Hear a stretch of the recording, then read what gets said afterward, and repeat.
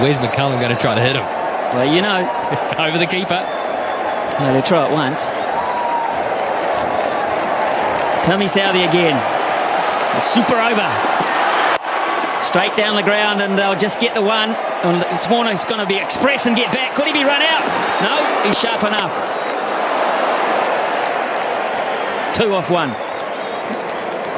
Yeah, it wasn't the best of deliveries, but because White looks to go straight, whenever he gets an opportunity, he looks to hit so straight, the high full toss can be quite hard to get in the middle of the bat on. Had he looked to maybe go square or more to mid-wicket, he might have had a chance there.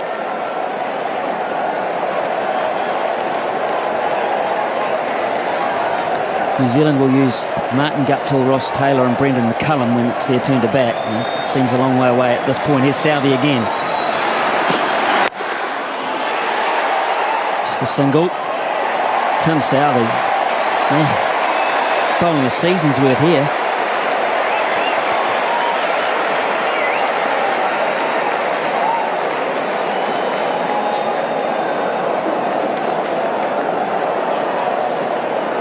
There might be a few people who headed off to try and beat the crowd. They're wondering what all the yelling's about. What are they still doing? People that didn't know about the super over. Especially if you're one of the people that had to queue for half the game to get in. Imagine that, you're walking down the road saying, ha ha, I beat the crowd. I got my car out early. Pick up the paper tomorrow morning. But it's been a great crowd. 26,148. They got their money's worth. Here's Southey again. Warner on strike.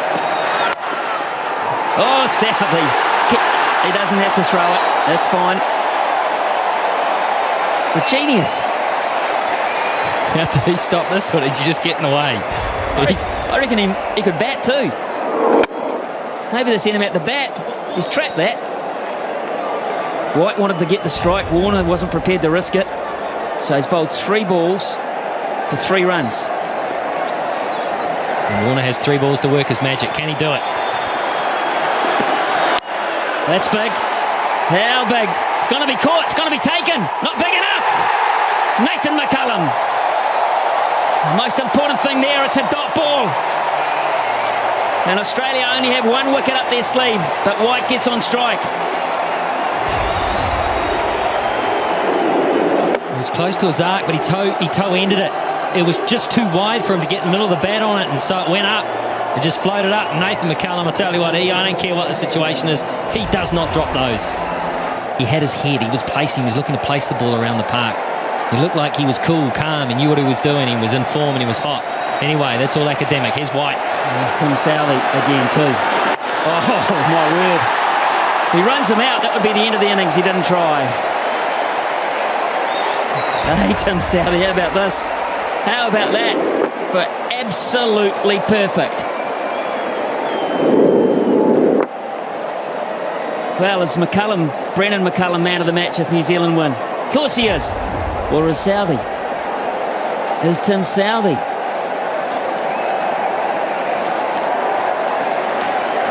Well, if one super over can do it for you, then maybe he is. 4 overs, none for 44 in regulation, and we're thinking about him as man of the match. Last ball, super over. And that'll only be 1. They'll run again, and mow as well. Hopkins will go, it's hit the batsman. You run the line of the throw, perfectly legal. You can do that, Brad Haddon. Protect the wickets you're running towards. 6 off the over, and they're loving Tim Southey. New Zealand have got a royal opportunity here against Sean Tate to win this match. With the stiff hammy. Who's going to say he hasn't? Here's Tate. 7 to win from 6. Chris Gaffney is in the time of his life. McCullum gets it behind point. It's going to have to scamper. That might have been close. Remember, Australia get 2 wickets, they win. And that might have been really close, Michael Clark. Decided to have a go at it. He knew he had cover. He knew the importance of an early wicket. Oh, it would have been touch and go. That would have been a dead heat.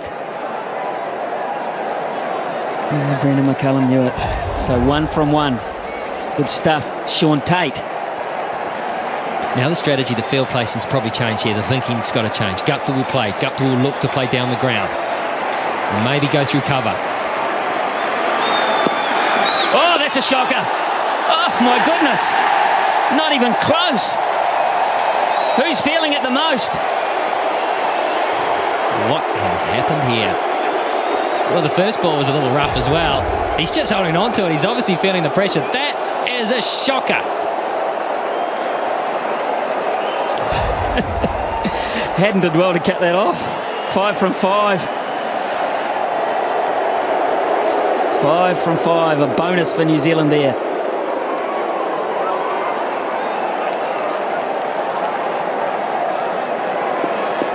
And take the one. They can take a single. They've got McCullum at the other end, chumping at the bit to have another go. Here's Tate. What can he come up with here? That was wideish too. That might have pushed the boundaries. Clark again misses. Another run-out opportunity. And that was a crucial one. That would have been the make-up after the wide, because that would have been a wicket and it also would have been a dot ball. He had time too here, Clark, and he's the type of guy that normally hits. He is such a good cricketer.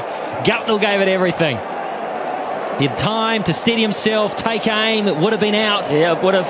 It would have, and I don't think it would have missed by much. Michael Clark doesn't miss very often. Now then, McCullum on strike. 4 to 1, 4 deliveries. Here we go.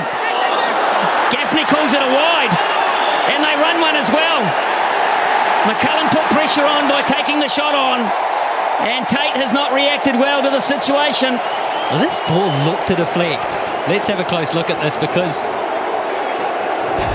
if he misses it, yeah, I think fair enough. I've seen closer ones than that called. Well, there's no argument from Australia, to be fair. No argument whatsoever. 2 to 1 from 4 balls now. Gets it over the top away. New Zealand have won behind point. It's a ripper from Guptill. Tate couldn't handle it. Too much width, too much pressure. And New Zealand, well, they had it won once. They let it go, and they've won it again. What a day. Who would have thought? Who would have thought that in that situation it would have been the Australians to get it completely wrong, to fold, to buckle under the pressure? New Zealand.